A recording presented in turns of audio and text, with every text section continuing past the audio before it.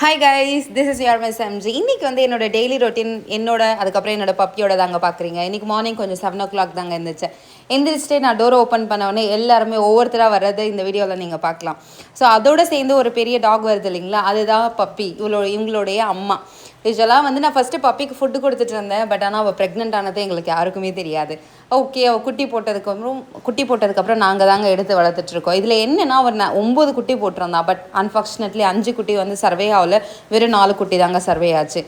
அவங்களுக்கு வந்துட்டு மார்னிங் வந்து எப்பவுமே பாலும் பிஸ்கெட் தான் கொடுப்பேன். பட் இன்றைக்கி நான் பிஸ்கெட் கொடுக்கல, வெறும் பால் மட்டும் தாங்க கொடுக்குறேன். பாலை வந்து எப்பவுமே வார்மில் இருக்கிற வரை தான் கொடுப்பேங்க. சூட்டில் ரொம்ப இதமான சூட்டு தான், ரொம்ப அதிகமான சூட்டில் கொடுக்க மாட்டேன். எல்லோரும் குடிச்சிட்டு இருக்கும்போது பப்பிக்கு செம்ம பசி. பட் ஆனால் அவங்க குட்டி பப்பீஸ் வந்து யாருமே குடிக்க கொடுக்கல பப்பிக்கு. அதனால் எல்லாரையும் கொஞ்சம் நேரம் தள்ளி விட்டு அவளுக்கு குடிக்க கொடுத்ததுக்கப்புறம் சரி, கிரேப்ஸ் வந்து ரொம்ப நாளாக ஃப்ரிட்ஜில் இருக்குது, கிரேப் ஜூஸ் பண்ணி ஃப்ரிட்ஜில் ஸ்டோர் பண்ணலான்னு சொல்லிட்டு கிரேப்பை மொத்தமாக வாஷ் பண்ணிவிட்டு அடுப்பில் கொஞ்சம் நேரம் கொதிக்க வச்சுட்டு நான் ஸ்டோரேஜ் பண்ணிவிடுவேன். ஏன் நான் இப்படி நின்றுட்டுருக்கேன்னா, கீழே பாருங்க, எனக்கு நிற்கிறதுக்கு இடமே கொஞ்சோண்டு தாங்க கொடுப்பாங்க. அதுக்கப்புறம் எக்ஸுக்கு மார்னிங் வாக்கிங் கூட்டிகிட்டு போகணும்.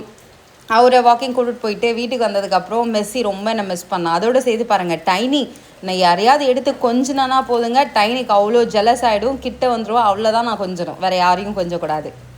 ஸோ மடியில் படுத்துக்கிட்டு இறங்கவே மாட்டான்னு சொல்லிக்கிட்டு இருந்தான். சரி, அவ்வளோ கொஞ்சம் நேரம் தூக்கி வச்சுட்டு கொஞ்சம் சமாதானப்படுத்தி முடிச்சதுக்கப்புறம் எங்கள் வீட்டுக்கு வெளியில் வந்து இந்த பொண்ணு வந்துட்டு, இந்த குழந்தை வந்துட்டு பால் டெலிவரி பண்ண வருவாங்க. அவங்க வரும்போது இவங்க எல்லாருக்குமே ரொம்ப பிடிக்கும். டைனி வந்துட்டு உள்ளே அவ்வளோ கொஞ்சிட்டு இருக்கும்போது மைலோ சீரியஸாக அவ்வளோ தூக்கணும்னு சொல்லி அவ்வளோ அட்டகாசம் பண்ணான். ஓகே, இன்றைக்கி மார்னிங் பிரேக்ஃபாஸ்ட் தாங்க நான் பண்ணது வந்து சப்பாத்தி, அதுக்கப்புறம் தக்காளி chutney, boiled egg.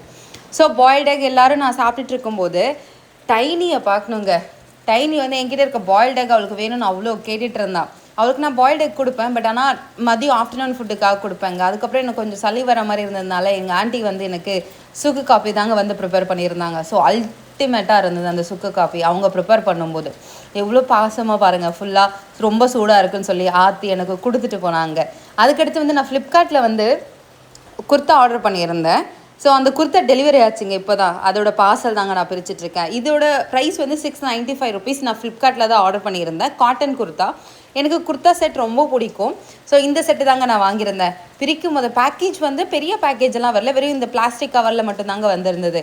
Which is pure white கிடையாது, cream with purple colour mixed with floral designs. பாருங்கள், என் கையில் இருக்குது. தேங்க்யூ ஃபார் வாட்சிங் guys. Have a great day.